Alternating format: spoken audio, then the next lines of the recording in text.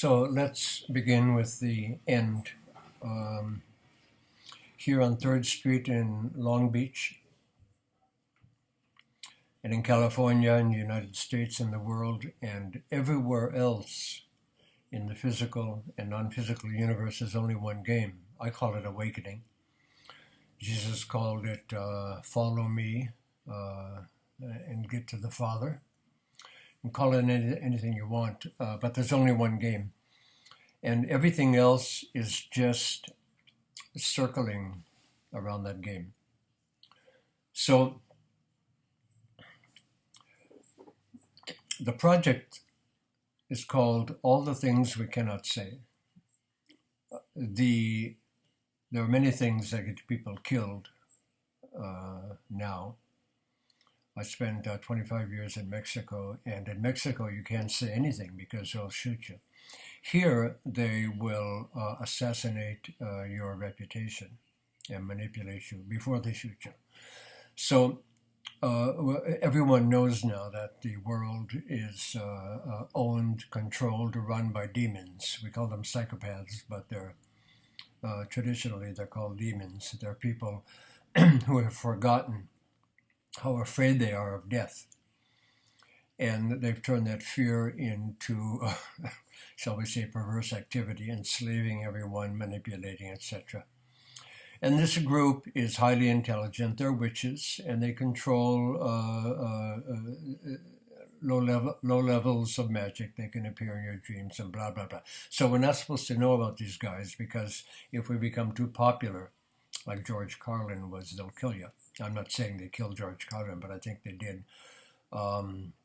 Robin Williams was becoming too popular and too knowledgeable. He died.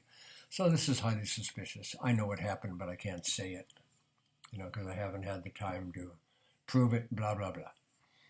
So there's only one game, and that is called awakening. So here are a few rules of awakening. I don't presume that I'm awake. I am, but I can't say it because it pisses people off.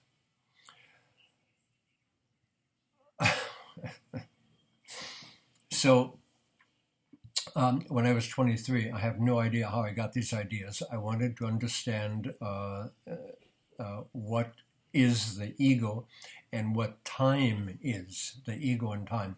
So it turns out the ego is a self-referring, self-referent memories, remembering memories, arbitrary area in mind called the identity or the personality or the persona, whatever you want to call it, that we take for being real. But it's just self-referent. All we're doing is repeating over and over that I'm Carlos and my driver's license number is this, I got a passport, blah, blah, blah. And it's nothing.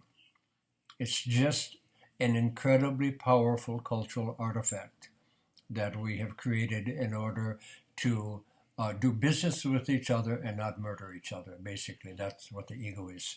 Time is this incredibly powerful cultural artifact that we've invented that allows us to get to the bus, into the train, into the airplane on time. It's unbelievably powerful.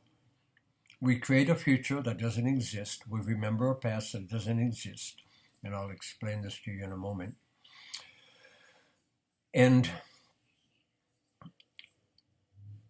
so it turns out I studied time for decades, and I finally found out what it was. Time does not exist. The creation of time, where we plan for a future and then it happens more or less like that, is the power of time. As I said, it's an incredibly powerful tool. So it turns out that I got some decades ago. I discovered the presence of the present, and it blew me away. I couldn't believe it because I didn't know there was anything like a present. I thought that I was completely in time, running from the past into the future, desiring the past to return in the future, just going back and forth, back and forth. And so I discovered the present of the presence, and then I worked time down so that it was a second in the past and a second in the future. It was very close to the present. Memories and anticipations. So I got down, I got it so that time was very close to the present. I worked it down. I'll explain that to you later or not, I don't care. So then, at some moment a couple of years ago, those seconds before and after the present collapsed. I don't know how it happened. That's the thing about awakening. I'm a smart guy and I can't figure it out. I don't know how this happens.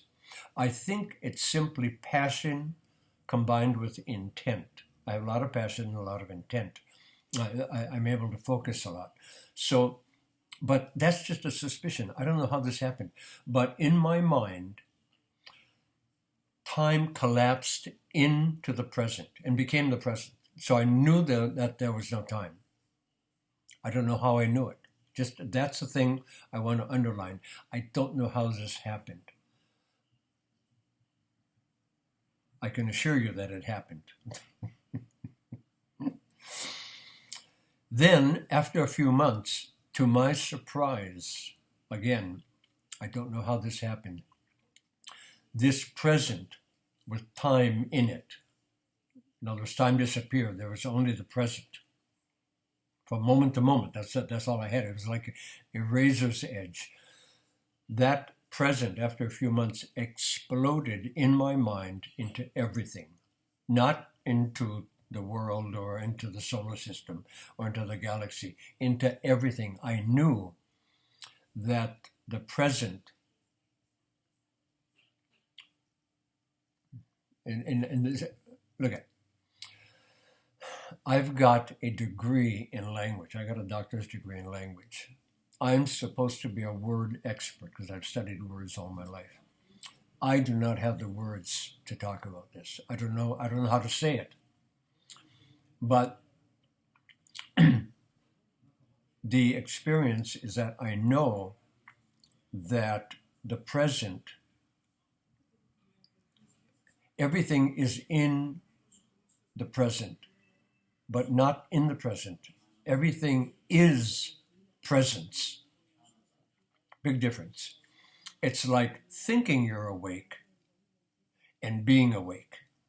Big difference. Because thinking you're awake is another somebody.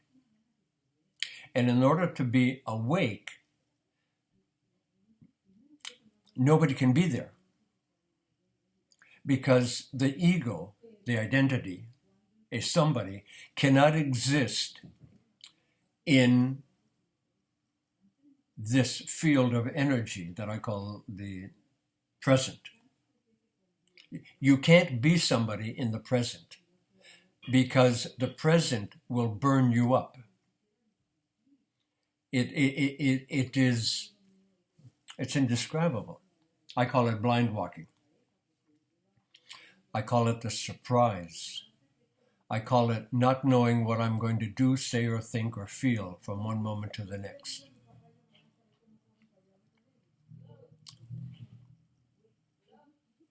Hello.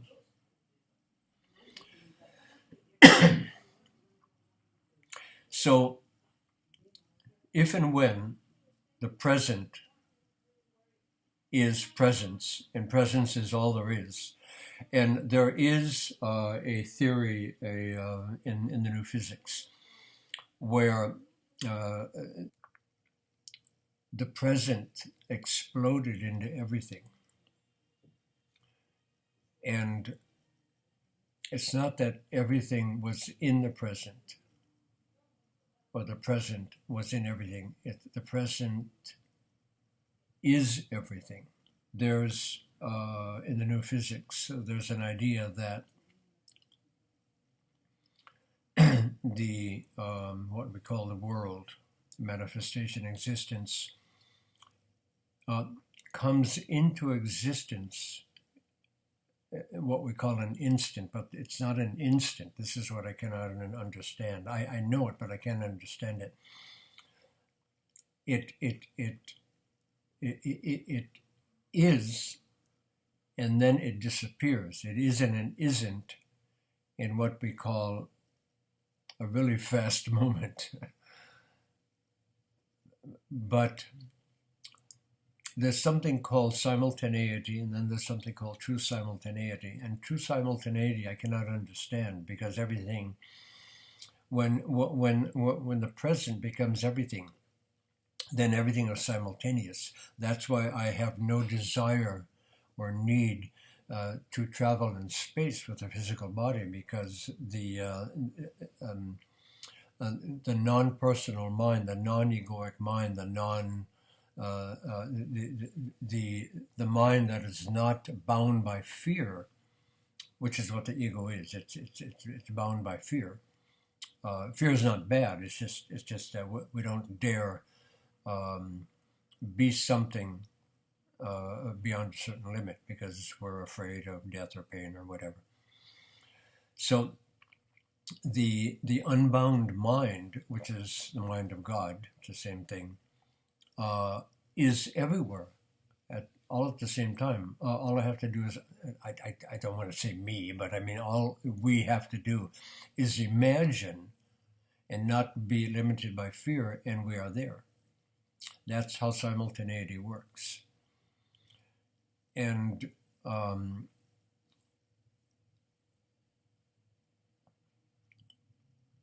just getting used to this. I've been so programmed to live within fear and to live within assumed limits that it's a lot of fun getting used to this. So you and I and everyone live on this knife edge, and it's not a knife edge, because a knife has a beginning and an end. It's an edge, it's the handle and then the point. That's in time, and it's like a pinhead, more like a pinhead, where things appear and disappear instantaneously. In other words, outside of time. This is. I don't have the words to say this, and yet the mind knows this. That the only the beginning of the universe, what we call manifestation or existence, is here and now, and the end of the universe is here and now, if we can see it correctly. I've always wanted to know what the edge of the universe looks like. I imagine stars and planets and galaxies and solar systems, and then void, nothing beyond there. It's like this area of light with stars in it, and then void. That's what I used to imagine, and now it's very different. The edge of the universe is, I can't even say it. I haven't thought about it that much, so I don't have the images or the metaphors. But it's right here, right now.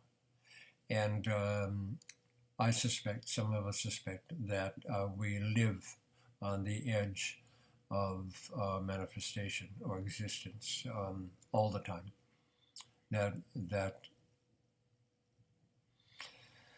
Well, I don't know how to say that. So, what does this have to do with us practically? Well, we're living, many of us have waited for 15 or 20,000 years for this moment. The period of change that we're living, thanks to technology, is far more intense than the Greeks, than the collapse of the Roman Empire, than the Renaissance, than the invention of fire and the wheel and wine. We are in an unbelievably interesting and extremely painful.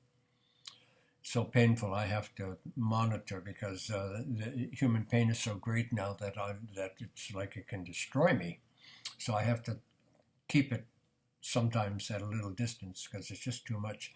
So a lot of human pain and fascination with the explosion of creativity in many people. Different soul groups are coming in. My soul group from the Second World War is very different, very slow compared to the soul groups that are coming in now. The kids, the children, and the 10-year-olds and the 15, 20-year-olds that I'm meeting now are brilliant beyond belief, fragile.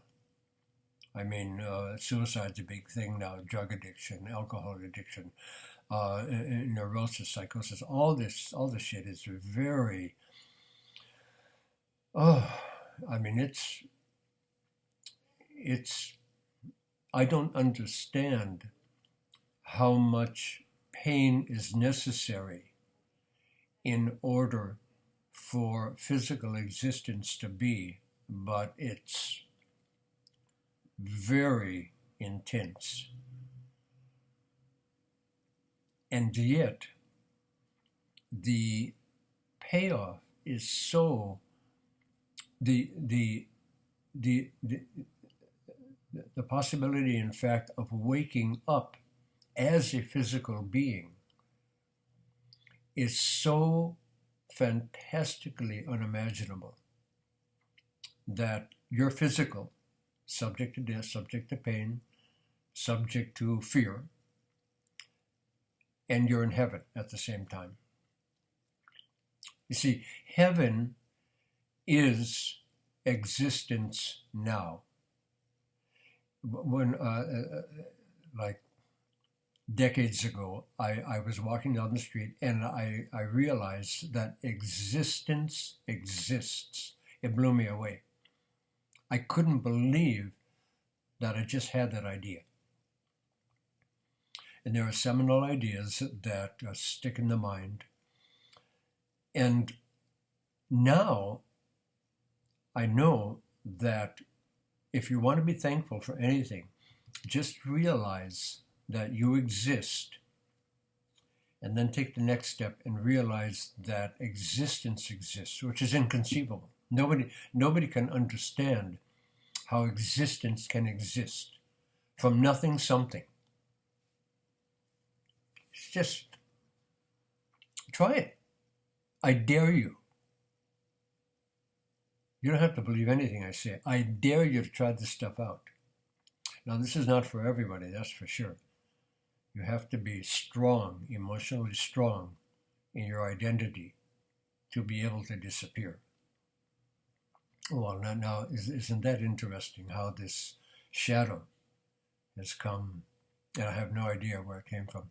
But this is the language of the universe. So, okay, that's, let me see, the practical part of this.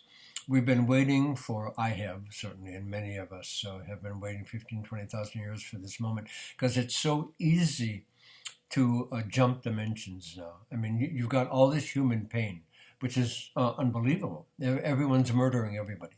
Everyone's raping everybody. Everyone's bad vibing everybody. My neighbors are just fucked up where I live. Blah, blah, blah. And all it is our unconscious mind coming to the surface. All this stuff that we've been lying to ourselves about is, you can't lie anymore. It's just impossible. Everyone's getting busted. So it's wonderful. It's so easy to jump out of time now, to leave time, to realize these things. My image, I got to end this thing pretty soon. My image is that the plane of the galaxy, of the big galaxy we're in, and the plane of the solar system, before they were like this, solar system like this and galaxy like this. And now the galaxy and the solar system are on the same plane, so that the radiation that goes between the two is harmonious. They blend just like this, just like the fingers coming together, instead of crashing together like this. They would bump into each other. So they're on the same plane. So there's great harmony now. You'll notice that in the past 10, 15 years, that time has accelerated. It's impossible. Everyone says it. It's impossible to imagine that time is going by so quickly. So the way I compensate for that is to leave mind, leave the ego mind, and to be present. And then time slows way down, and a lot starts happening. That's just my way of doing it. So okay, so it's extremely exciting to contemplate waking up now. Now I don't have the authority to walk you through this process because I'm in the middle of it myself. But there are many wonderful maestros, Adyashanti in Santa Cruz, Bentinho Massaro in YouTube, Massaro. There's Tony Parsons, the non-duality teacher, Osho before. Was a wonderful teacher. All the Zen teachers are pretty impeccable. There's a few guys that are caught, but that's inevitable. So there's a lot of wonderful teachers around.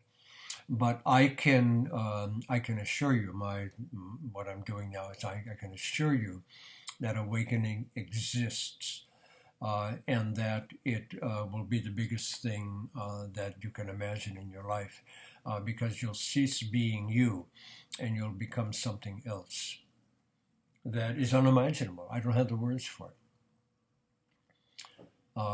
but it's really neat. I can say that about it. And so my project is called All the Things We Cannot Say. And I think I've found a young woman who sings beautifully. So I'm looking for a musician, possibly to present this on stage. I'm looking for a manager to make this happen, to set up. Okay, well, there's the telephone again. Okay, she answered it. Manager to set this up. Maybe I shouldn't be saying this because life is telling me not to say it, but I'm going to go ahead and say it. And I build tiny houses, so I need one carpenter, one who is able to do framing and finish carpentry. And let's see, manager and musician, maybe carpenter. And then I need someone who knows how to edit and publish a book. I got a book written that will probably be called Blind Walk. And I need someone to help me publish that on the internet. And so my email is carlosanderson777@gmail.com. That's SON, all one word, carlosanderson777, if you're interested. And I'm not supposed to say this, give me money. I'll put you in control of your money, and money's coming. Might as well come this way. And if this discredits everything I say, don't worry about it. No, I'm not worried about it. I'm shameless. So that's it. Bye for now.